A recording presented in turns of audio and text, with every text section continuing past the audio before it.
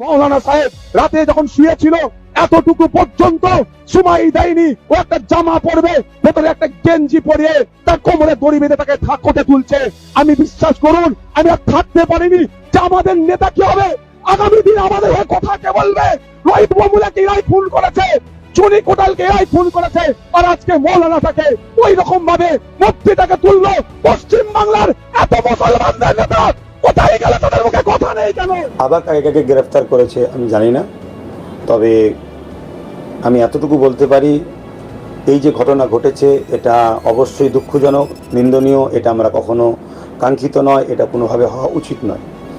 তবে এর পিছনে যে বা যারা আছে এই শান্তিপূর্ণ আন্দোলনকে ভায়োলেন্সের দিকে টেনে নিয়ে যায়, অবশ্যই তারা সমাজের পিছিয়ে পড়া মানুষ এবং মূল আন্দোলনকে বিভ্রান্ত করে আন্দোলনকে বন্ধ করার একটা ষড়যন্ত্র পাঠ আমি মনে করি। তবে যে বিষয়টা আমাকে খুব বেশি কষ্ট ব্যথা দিচ্ছে সেটা হচ্ছে একজন ওলামা, একজন দ্বীনের আলেম এবং যিনি মানুষকে সর্বসময় ন্যায়, সত্য, সাম্য, শান্তির মেসেজ দিয়ে আসছেন, সেরকম একটা নির্দোষ ব্যক্তিকে রাজ্য সরকারের অধীনস্থ প্রশাসন, আমি জানি এখন নির্বাচন কমিশনের হাতে চলে গেলেও সেই প্রশাসন রাজ্য সরকারের তাদের যে সেই ব্যক্তিকে জোর করে যে উঠিয়ে নিয়ে এসছে যেখানে তার কোনো ভূমিকা নাই, এতক্ষণ পর্যন্ত আজ শোনার পর থেকে, গতকালকে শোনার পর থেকে একভাবে আমি চেষ্টা করেছি তার কি ভূমিকা আছে। কোনো রকম কোনো সোশ্যাল মিডিয়ায়, কোনো প্রিন্ট মিডিয়ায়, কোনো মানে মেন স্ট্রিম মিডিয়াতে বা অনেক জায়গাতে আমাদের ভক্ত মুরিদ আছে যারা ধর্ম মাহফিলে জামি, তাদের কাছে যোগাযোগ করে কোনো জায়গা থেকে রিপোর্ট পাচ্ছি না যে ওই মৌলানা সাহেব উনি কোনোভাবে কাদিরি সাহেব ওখানে কোনোভাবে জড়িয়ে রয়েছে।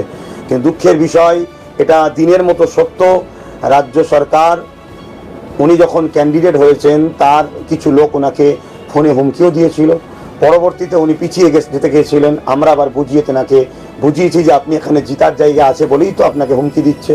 তাই পরবর্তীতে এই ঘটনাকে কেন্দ্র করে একটা নির্দোষ কাদিরি সাহেব তেনাকে যে চক্রান্ত করে রাজনীতিক রুটি শাকার জন্য যে তেনাকে রাজ্য সরকারের প্রশাসন যে বন্দি করে নিয়ে গিয়ে তেনার উপর যে টর্চার, যে জুলুম করেছে, এটা অত্যন্ত দুঃখ ও নিন্দনীয় এবং সংবিধান বিরোধী একটা কাজ। যেমন সংবিধান বিরোধী কাজ করে যারা এই জুলুম অত্যাচার করলে এই সুষ্ঠু আন্দোলনকে খারাপ দিকে নিয়ে গেল, সেটা যেমন অন্যায়, এটাকে যেমন আমরা ঘৃণা করি, অপছন্দ করি, ঠিক তেমন এই নির্দোষ ব্যক্তিটাকে তুলে নিয়ে যে তার উপর যে জুলুম অত্যাচার করেছে, তিনি সেখানে কোনো ভূমিকাতে নেই, কোনো বক্তব্যই নেই, কোনো কিছু কাজের সঙ্গে জড়িয়ে নেই, তাকে নিয়ে যে জুলুম অত্যাচার করেছে, এটা অবশ্যই দুঃখজনক, এটা নিন্দা জানাচ্ছি।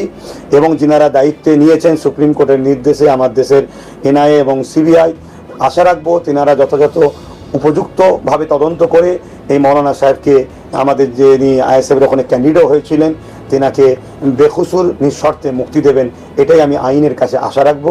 তবে এখানে একটা কথা বলি, ওখানে কিন্তু যারা গিয়ে বক্তব্য দিয়েছিল যে পার্টির নেতাগুলো, তাদের বিষয়ে কোনো রকম ব্যবস্থা নেওয়া হচ্ছে না, তাদের নিয়ে কোনো রকম প্রশ্ন উঠছে না। যে ব্যক্তি ওখানে প্রেজেন্টই নাই, কোনো বক্তব্যই নাই, কোনো কাজের সঙ্গে নাই, শুধুমাত্র আইএসএফ আর আইএসএফ জিতবে ওখানে, এটাকে ভালো নজরে নিচ্ছে না। সেন্টারে যারা বসে আছেন তেনারাও নিচ্ছে না, রাজ্যে যারা বসে আছেন ছিলেন তেনারাও ভালোভাবে নিচ্ছে না। এটা দুঃখজনক। এই যে গণতন্ত্রকে কণ্ঠরোধ করা, মানুষ, নিরীহ মানুষকে তুলে নিয়ে